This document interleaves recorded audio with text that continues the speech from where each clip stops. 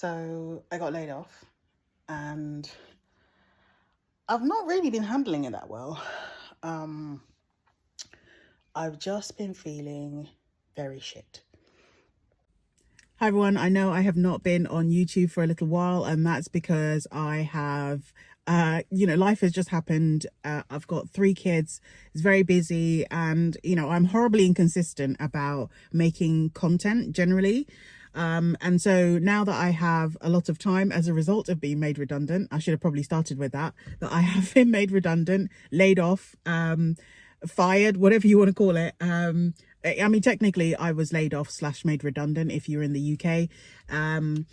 But the way I see it is basically ultimately it is a firing, even though, normally when you get fired, you obviously don't get any severance or anything. Yeah, I was let go. So basically I was told, that the company was going in a different direction, and, essentially they were looking to do more with less people. And, therefore my role was made redundant. And I've gone through various negotiations and eventually agreed at a severance that I'm happy with. And that's pretty much it. So I am on the job hunt. If you have been following me on TikTok, you will know that I have been making some videos about my experience so far, and how I've been navigating the job search and the job market. And it's been going really well. Some of the things that I've been doing to help me, I think in the main, when you get made redundant, it's a shock to the system, right? Like, because there's never any signs. They never tell you in advance that, hey guys, we're going to be making some redundancies, look out for a notification, right? They just don't do that. At least not in the tech sector, and at least not in any of my other previous experiences across different industries. It's always a bit of a shock, and they tell you kind of at the last minute that you've been identified for redundancy. So obviously the shock aspect of it means that, you're not prepared, right? And so in my case, I got a message from HR that was basically, important business update. In fact, actually it wasn't from HR, it was from my manager, and it had HR CC'd in, and it said important business update, meet with us at this time. So I knew immediately what it was, because I have this morbid fascination with watching a lot of layoff videos, and I actually follow a few creators who are in their 50s who are looking to get back into the job market, because I was always worried that, as I am now 40 and I'm entering, my 50s, of this ageism aspect, right? And I always wanted to beat I just never wanted to age out of the workforce. So I was always, for some reason, had this weird fascination with how people in their 50s are sort of navigating the job market.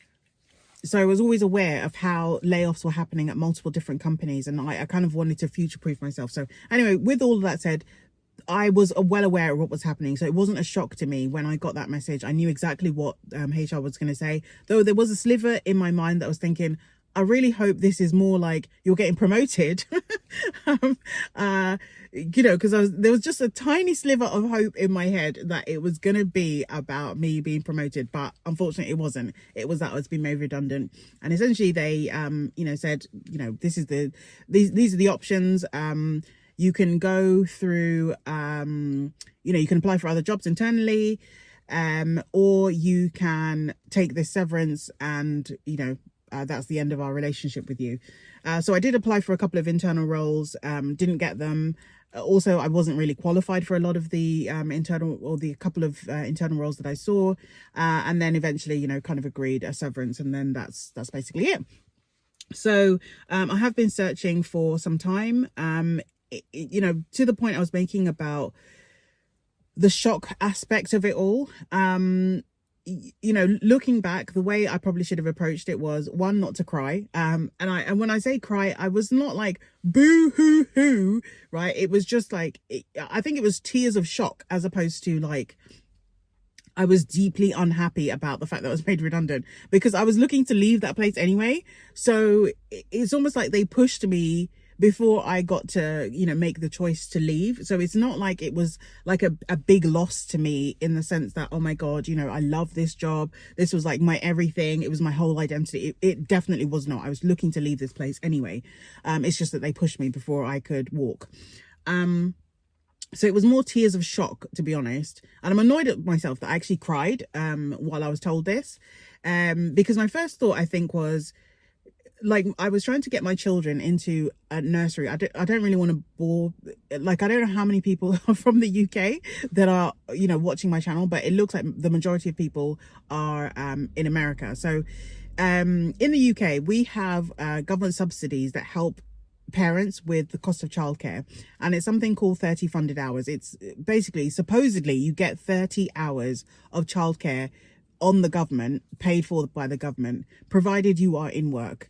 And that funding was going to be used to send my twin daughters to a school-based kindergarten nursery.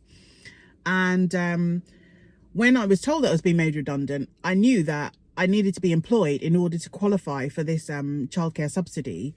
And if I wasn't able to be in employment by September, which is when, my girls were going to go to this school, then I knew that they wouldn't be able to go, and I wouldn't be able to, I basically have to be paying either private school nursery fees fully on my own without any government support, or I would have to, I would either have to pay for it myself, or I'd have to remove them from nursery. So that was kind of why I was crying, as opposed to crying because, I actually was like deeply upset about losing this job, because, like I said, it was not a job that was like, it was not my identity. I didn't love this job. In fact, I hated many parts of it. I hated the stress. It was very stressful. It was one of those jobs where, people would just like disappear essentially, and nobody would tell you why. But eventually you would find out that, they got let go for various reasons. Sometimes it was performance based. Most of the time it's performance based. Other times it was just that, they didn't agree with like their manager or whatever it was. And then eventually they started to make, big announcements of layoffs, right? And so I escaped that first round, and then the second round of and redundancies, they didn't announce it. It was just something that just kind of quietly happened, and then you eventually figured out that various people had been impacted, because suddenly you just wouldn't see them, right? So anyway, so this was then my turn as well to be made redundant. So with that said, some of the ways that I've tried to cope with the redundancy is, one, make sure that I am not, what's the right way of describing this? I